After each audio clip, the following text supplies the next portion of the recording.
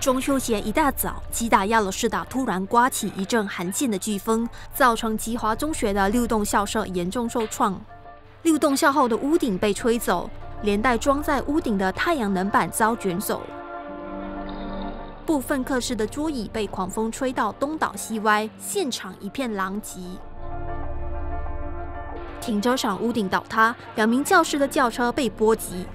初步估计财务损失接近50万令吉。